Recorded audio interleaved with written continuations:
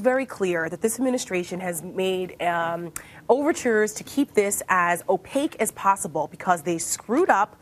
Whether Obama was sleeping through his briefings or didn't go, or nobody wanted to know, acknowledge what was happening, and it fell through the cracks, and now we have 4 people dead, including an ambassador and 2 Navy SEAls. And why did they card out Ambassador Rice as opposed to Clinton? That's highly unusual too, because that tells me, was Rice going to be the fall guy because Hillary Clinton said, I'm not touching this with a 10-foot pole because I know you guys screwed up. I'm not taking the fall for you guys. Let's put out Susan Rice, who no one really knows who she is, and throw people off the trail and say that it was about a video. I mean, this whole thing is really, really troublesome, and I'm really upset. I hate to always be the one about the media, but I'm in communications, and watching the way the media is following the story or not following the story and how they're reporting on it, again, is a dereliction of duty on their part, because this is worse than Watergate. Matt, there was a Vanity Fair piece that came out just before this happened, by the way, written by Michael Lewis, and it was hero worship of the president specifically on the issue of Libya. It was he just thought this thing through. It was like he thought it up, executed it, and everything was fine, all because of him. Nobody else was even really involved in this process. He sort of pushed apart his advisors. They did that, then this happened. Aren't the politics pretty obvious then as to why they're stretching this out over as many news cycles as they can? Well, when things were good, you took credit for it, being the president. When things went awry, whoa, this wasn't my job. So, and Michael Lewis, by the way, I love him as an author, but him and Obama, they're pretty tight. A very good writer, but he had 6 months with the president. Yeah, they're pretty tight. He got pretty ripped apart on this piece. But yeah, I think what this comes down to is the fact that they thought they did the right thing. They thought they were out of the woods. They helped the rebels come in. Libya, okay, maybe liberated themselves. Then all of a sudden they realized, who do we help put in charge here? And what the problem was, instead of saying, you know what, we made a mistake, getting forces back in there and securing the country, they said, let's just let it go. Hopefully nothing happens. And of course, 4 people end up dead. Anthony, there are a lot of liberals that are saying this was an aberration.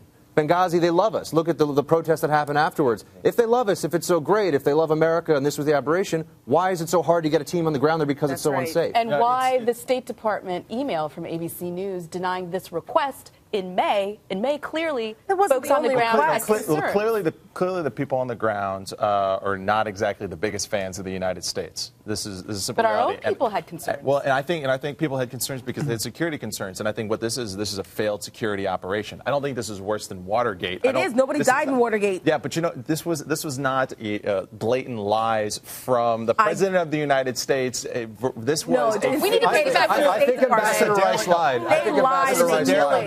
This was a failure to accomplish what is necessary to secure on the ground the embassy, and it would have been worse if we just sent the FBI in an insecure situation. That would have been a compromise. That would have been bad, but I'm just saying, what does it tell us about the security situation on the ground, which they claim everything was fine. We could move around. They love us there. Well, if they love us so much, we should be able to get an FBI team there and have all these militias that we helped overthrow a bloodthirsty dictator. Should be like, please come. We've got your back. That's not happening. None of that was happening. And Anthony, let me ask you this, since you're our skeptic today. After that terrible debate performance on Wednesday, I joked to our producer, Virginia, I predict a missile drone strike on Libya in 3, 2, 1. Here it is Friday. We now have news of these arrests in Turkey, Istanbul, and apparently the two gentlemen are Tunisian. Now, that does not tell me that this was a spontaneous mob uprising. Why are we suddenly getting all this news and the AG giving press conferences and news reports of arrests? And by the way, there have been previous arrests. These aren't the first 2. Well, these people were just arrested because they just walked into Turkey and the Turkish government grabbed us for us. Right, but it's all over the news. I think it's all over the news. It certainly could be because there is, a progressive conspiracy in the media to try to cover things up. But the fact of the matter is the progressive media was all down on Obama's speech performance for the past 48 hours. There was no way around that. It's not like they've been trying to cover this up at all. Do remember that when Attorney General Eric Holder was being served a subpoena by the House Oversight Committee, he came out and gave a press conference about some apparent conspiracy to assassinate the Saudi ambassador to the United States.